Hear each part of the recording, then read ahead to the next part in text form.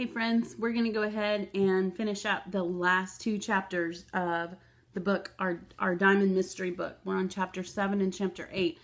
And those are the last two chapters. So we're almost through. We'll have this read aloud today, and then we'll do a lesson on Tuesday and a lesson on Wednesday. And then after that, on the following Monday after Easter, we'll do a little writing assessment to see what you learned while we went through this mystery unit. And you guys did a great job, so I know you're going to do well with that. So let's go ahead and start with chapter 7. A snack and a solution. On the way down from Luke Smith's room, Maya bumped into Danny Braveheart, and he dropped what he was carrying. Betting slips and gambling tickets fell like confetti and scattered down the stairs. Danny hastily gathered all of the fallen paperwork and cast a worried look down the stairs. Aha, thought Maya. That's what he was doing when I interrupted him earlier. He was sitting at his desk gambling instead of polishing the jewelry like he's supposed to. And now he's afraid that Mr. Carrot will catch him. Look where you're going, you clumsy fool, barked Danny Braveheart before disappearing into his room. Maya quickly excused herself and continued down the stairs. Jerry came down from the church tower. In the church, he ran into Ronald Sussman, the man with 3 S's. Did you spot any birds? Asked the caretaker. Nope, no luck today, replied Jerry, shaking his head. And he said goodbye and walked across the street. And there's Maya. Jerry and Maya had arranged to meet at the cafe next to the jeweler's. There, they each ordered apple juice and a granola bar. They took a seat in the corner of the cafe where they could talk without being overheard. It had been a long, difficult day, and it wasn't over yet. It was time for the 2 detectives to discuss what they had each seen and heard that day.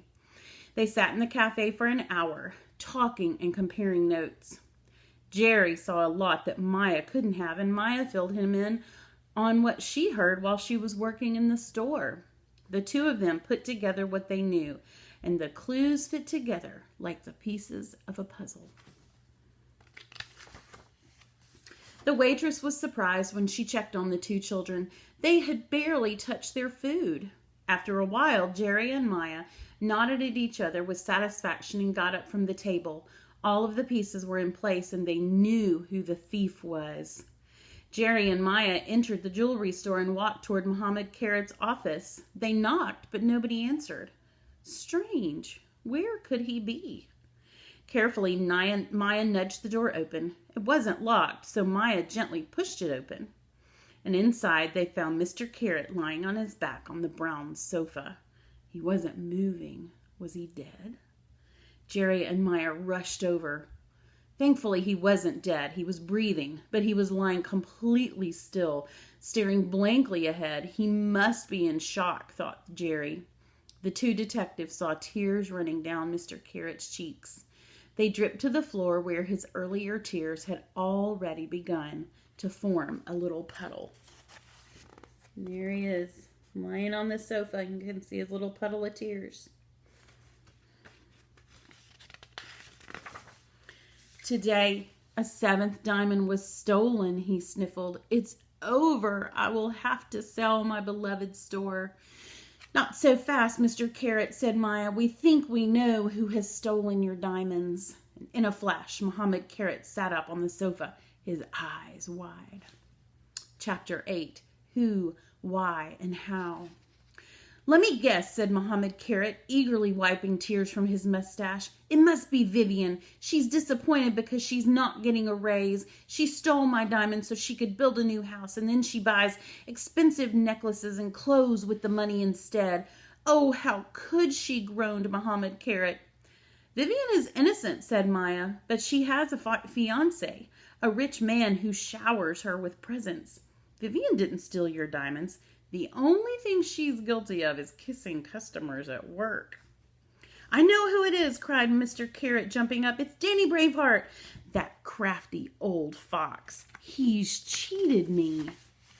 Mr. Carrot shook his clenched fist toward the floor above where Danny Braveheart worked. He stole my diamonds to ruin me, roared Muhammad Carrot.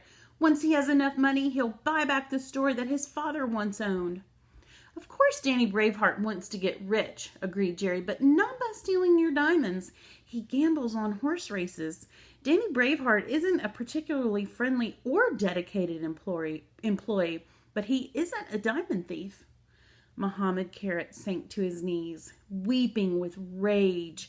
He banged his fists on the floor. Luke Smith, he hollered, you bragging sports car driving villain, how could you?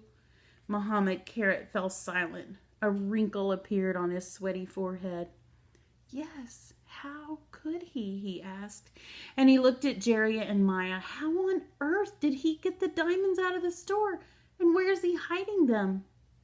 The main character in this story is actually an apple, said Maya. An apple that isn't there.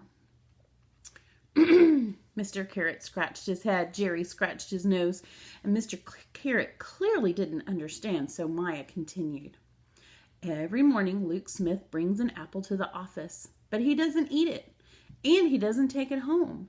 So the question is, where does the apple go? Yes, Jerry added.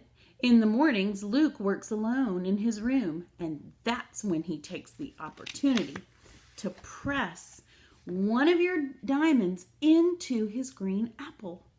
Then he opens the window and tosses the apple onto the roof.